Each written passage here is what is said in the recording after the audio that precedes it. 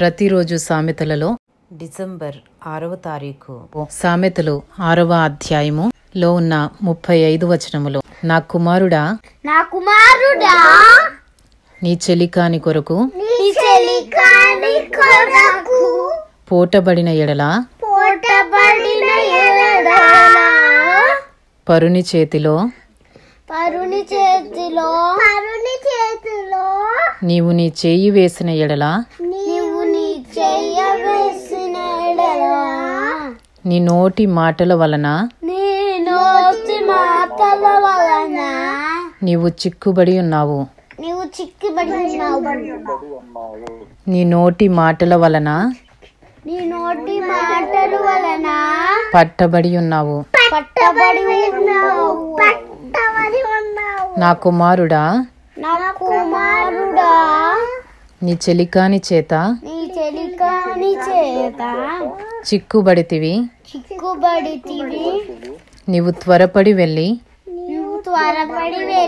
విడిచిపెట్టుమని నీ చెలికానిని బలవంతము చేయుము. ఇలాగు చేసి తప్పించుకొనుము. నీ కన్నులకు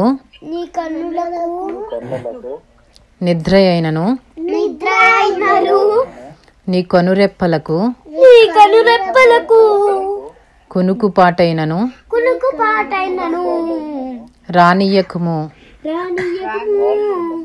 వేటగాని చేతి నుండి లేడి తప్పించుకున్నట్లును ఎరుకువాని చేతి నుండి పక్షి తప్పించుకున్నట్లును తప్పించుకొనుము. సోమరి చీమల యొద్దకు వెళ్ళుము. వాటి నడతలు కనిపెట్టి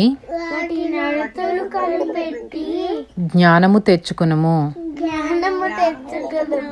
వాటికి న్యాయాధిపతి లేకున్నను పై విచారణకర్త లేకున్నను అధిపతి లేకున్నను అవి వేసవకాలమందు ఆహారము సిద్ధపరచుకొనును. కోతకాలమందు ధాన్యము కూర్చుకొనును. సోమరి ఎందాక నీవు పండుకునియుందువు, ఎప్పుడు నిద్ర లేచెదవు. ఇక కొంచెము నిద్రించెదనని కొంచెము కునికెదనని కొంచెము సేపు చేతులు ముడుచుకుని పరుండెదనని నీవనుచుందువు. అందుచేత దోపిడీగాడు వచ్చినట్లు దారిద్ర్యము నీ యొద్దకు వచ్చును. ఆయుధదారుడు వచ్చినట్లు లేమి నీ యొద్దకు వచ్చును. కుటిలమైన మాటలు పలుకువాడు పనికి మాలిన వాడును దుష్టుడునై ఉన్నాడు. వాడు కన్ను గీటుచు కాళ్ళతో సైగ చేయును, వ్రేళ్లతో గురుతులు చూపును. వాని హృదయము అతి మూర్ఖ స్వభావము గలది. వాడెల్లప్పుడూ కీడు కల్పించుచు జగడములు పుట్టించును. కాబట్టి ఆపద వాని మీదికి హఠాత్తుగా వచ్చును. వాడు తిరుగులేకుండా ఆ క్షణమందే నలుగగొట్టబడును. యెహోవాకు అసహ్యములైనవి 6 కలవు, 7 ఆయనకు హేయములు. అవేవనగా అహంకార దృష్టియు, కళ్ళలాడు నాలుకయు, నిరపరాధులను చంపు చేతులును, దుర్యోచనలు యోచించు హృదయమును, కీడు చేయుటకు త్వరపడి పరుగులెత్తు పాదములను, లేని వాటిని పలుకు అబద్ధ సాక్షియు, అన్నదమ్ములలో జగడములు పుట్టించువాడును. నా కుమారుడా, నీ తండ్రి ఆజ్ఞను గైకొనుము, నీ తల్లి ఉపదేశమును త్రోసివేయకుము. వాటిని ఎల్లప్పుడూ నీ హృదయమునందు ధరించుకునుము. నీ మెడ చుట్టూ వాటిని కట్టుకునుము. నీవు త్రోవను వెళ్ళినప్పుడు అది నిన్ను నడిపించును. నీవు పండుకొనున్నప్పుడు అది నిన్ను కాపాడును. నీవు మేలుకొనున్నప్పుడు అది నీతో ముచ్చటించును. ఆజ్ఞ దీపముగాను ఉపదేశము వెలుగుగాను ఉండును. శిక్షార్థమైన గద్దింపులు జీవ మార్గములు. చెడు స్త్రీ యొద్దకు పోకుండాను, పరస్త్రీ పలుకు ఇచ్చకపు మాటలకు లోబడకుండను. అవి నిన్ను కాపాడును. దాని చక్కదనమునందు నీ హృదయములో ఆశపడకుము.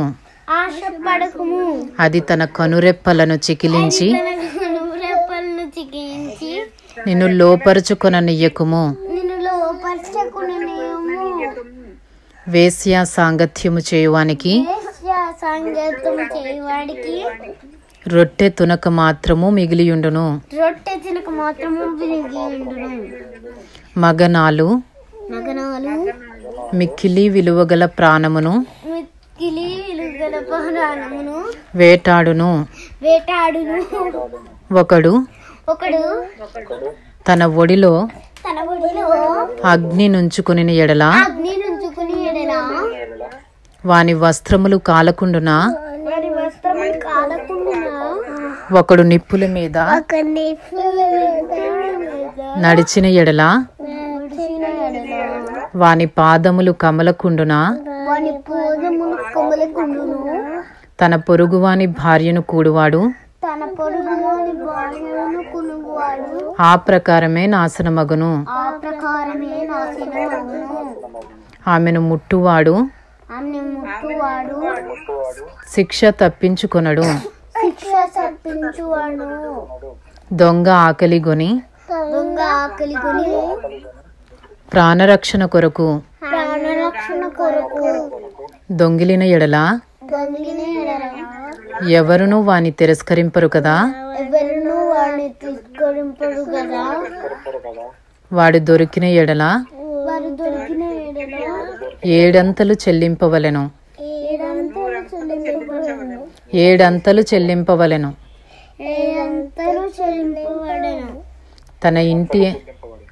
తన ఇంటి ఆస్తి అంతయు అప్పగింపవలెను. జారత్వము జరిగించువాడు